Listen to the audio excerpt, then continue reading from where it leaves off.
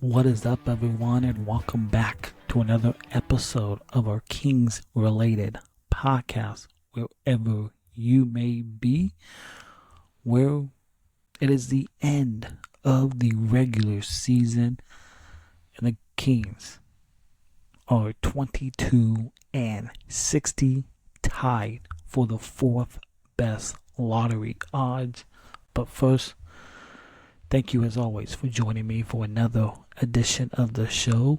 And if you enjoyed this podcast, make sure you give us a follow on Apple Podcasts or whatever podcast platform you prefer. If you're watching on our YouTube channel, please hit that thumbs up, hit the subscribe button, and leave a comment down below.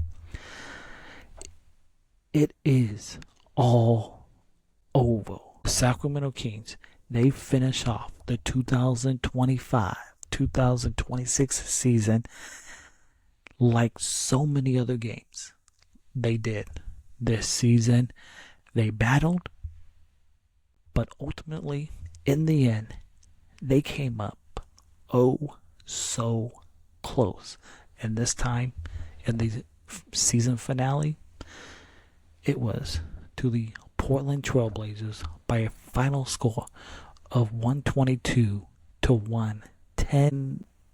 The Kings season, it's officially over as they ended this season with 60 losses, and that leaves them tied with the Utah Jazz for the fourth best lottery odds, while the Portland Trailblazers, they secured that 8th seed in the Western Conference play-in tournament, and it was a sloppy performance for Sacramento in this game, with mistakes really costing them a chance at ending this season on a high note with back-to-back wins. But it was Precious Achiuwa who led all scorers in this game with 27 points, 11 rebounds. 4 of those were on the offensive end of the floor, and 4 assists while going 10 of 21 shooting from the field. And you got rookies Nick Clifford with 24 and Maxime Renaud with 21 had both well-rounded as well in their final rookies season. And you would think securing 15 offensive rebounds and going 21 of 31 from the charity strike would typically be a good, successful formula for the Kings, but not this case. When you had 16 turnovers and 29 Portland Trailblazers second chance points, those were too much for this Kings team to overcome in this ball game tonight. And it was a fitting way for this team to go out, as some of these young players showed promise tonight and throughout this stretch run, and they were just, quite frankly, they were unable to get it done as a unit. And in this final game, you have both Portland and the Kings playing for very different implications that were on the line. You had the Kings keeping that fourth best lottery odds. You had Portland either with a win, they would have been the 8th seed. If they would have lost, they would have been the 9th seed in that play-in tournament. But, rookie Maxime Renaud, who has been the focal point of this Kings offense, and then you had Devin Carter and Nick Clifford initiating the action. That was the same case in this game up in Portland, like with the rookie big Max securing 10 of the Kings' first 12 points. And the thing is, it was in different fashions. He used his size and his rim protect, and with the size and the rim protection that Portland had with Donovan Clingan, along with Portland's drop pick and roll coverage, that left Max with room to pop to the perimeter and attempt threes from downtown. And Donovan Clingan, he did use his advantages to secure offensive rebounds for Portland, a skill that he's been elite at all season long.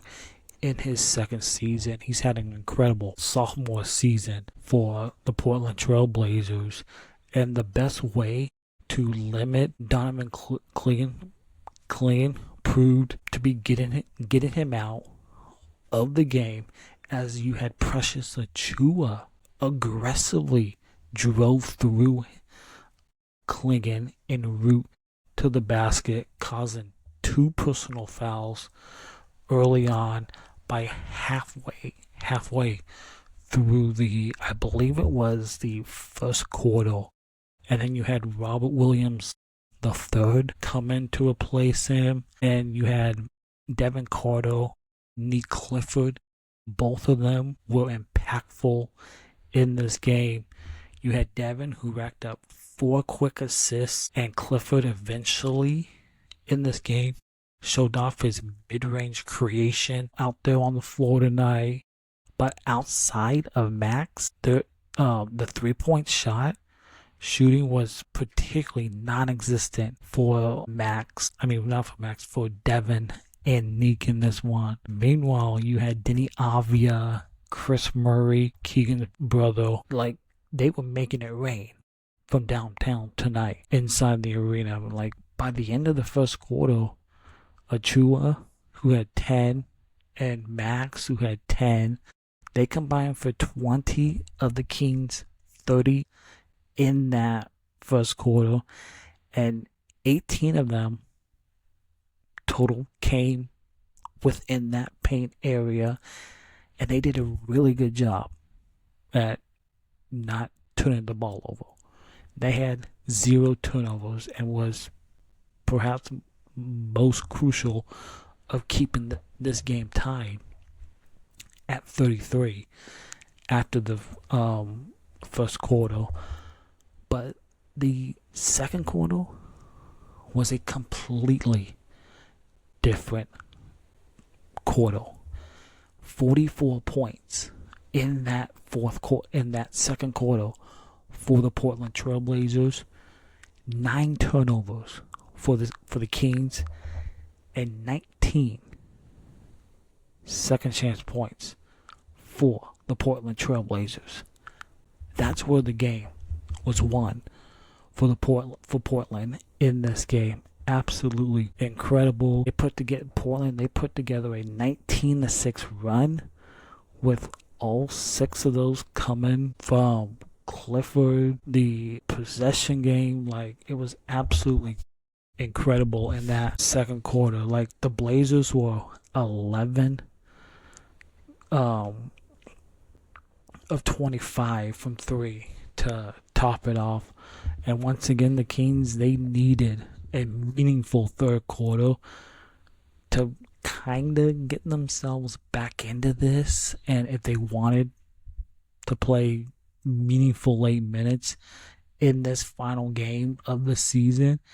And they managed to do that in the third quarter. And with 20 seconds in the second half, you had Achiuwa, who drove through Donovan Clingan in that third quarter, I believe it was. Who picked up a third foul of the night, and that was Precious' 9th free throw attempt. So, that set the tone for this quote-unquote comeback run that the Kings had in themselves. But at the end of the day, it was a little too late, because Portland just couldn't stop the Portland Trailblazers. And the one thing I want to say is Nick Clifford was absolutely aggressive in this game tonight, and he went to work. He got to his spots on the floor, wherever he wanted to be. He used his athleticism to shoot over his defenders tonight, and he was efficient, hitting 8 for 11 from the field on his way to 24 points, 7 rebounds, and 5 assists in this final game of the season. And going into this offseason, Clifford's confidence is at an all-time high. And if he can work on that 3-point shot this summer, that's going to be a real benefit for the Kings going in to next season. You got Maxime right now, who has shown plenty in his rookie season, and if he's not first team all rookie, there ought to be a investigation on why, because he should be first team all rookie. And against this Portland bigs, like the coaching staff, they had him on the perimeter hoisting threes, and he knocked down 3 of 4 from downtown tonight. We'd love to see him shoot more from there, hopefully this off season and going into next season.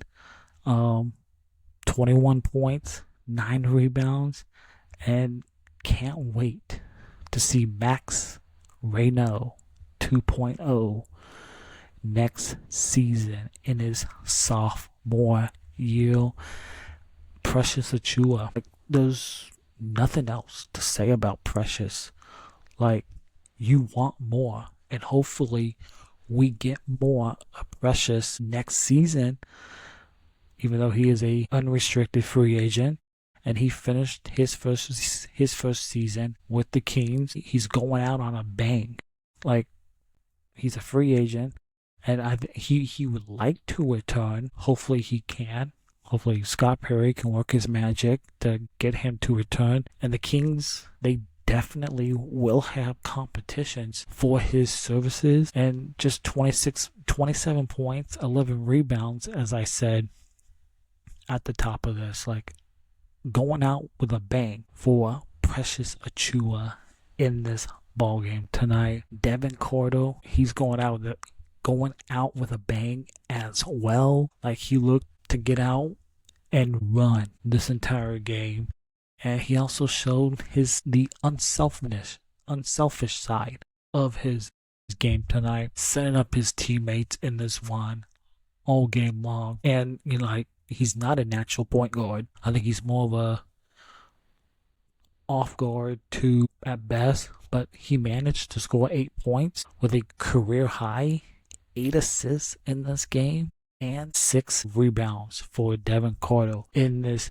final game of this season. And like, every player will have like a list of things to work on during this off season and summer. And the one thing I want Dylan Cardwell to do is work on the film study and the 5-on-5 play to cut back on the fouls, because Dylan Cardwell needs to be out there on the floor, but you can't have him out there if he's fouling. Like, if he can cut down on the fouling, that will be huge for him and this team next season. And it's the cheap fouls that really gets him every single time if you watch this season. And even though he did score 6 points, and he also grabbed 8 rebounds in this game, that's the one thing I want Dylan Cardwell to work on, is the cut back on the fouling for next season. So Doug Christie, it was announced earlier today that he will return for another season as the head coach of the Sacramento Kings, despite their 22-60 win-loss record.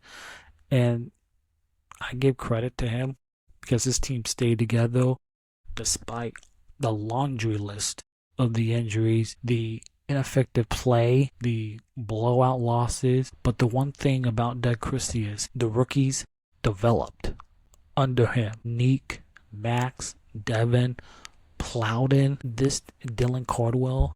But this team absolutely needs more talent as soon as possible to really compete in the NBA and especially in the Western Conference. That is of a gauntlet. So that will do it for this post-game recap of Game 82 of the Kings versus the Portland Trailblazers. I just want to say thank you for sticking with me for this 2025-26 NBA season. If you enjoy this podcast, make sure you give us a follow on Apple Podcasts or whatever platform you prefer. Again, we are a video podcast on Spotify and YouTube, so by all means, please catch the video feed, hit the thumbs up, hit the subscribe button down below, leave a comment as well. But until next time, we got more content coming this off season with the draft lottery next month, and then the NBA draft, and you got NBA free agency as well. Loads of content is coming this off season. Like, you got the play-in tournament starting Tuesday, and then you got the playoffs starting this weekend. The finals began June 5th. You got the NBA draft June 26th.